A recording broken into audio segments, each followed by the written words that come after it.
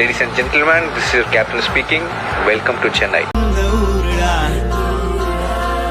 எங்க பீச்சு காத்து மேல பட்டா போதுண்டா, உனக்கு நல்ல ராசிடா, இனி நீ சென்னை வாசிடா.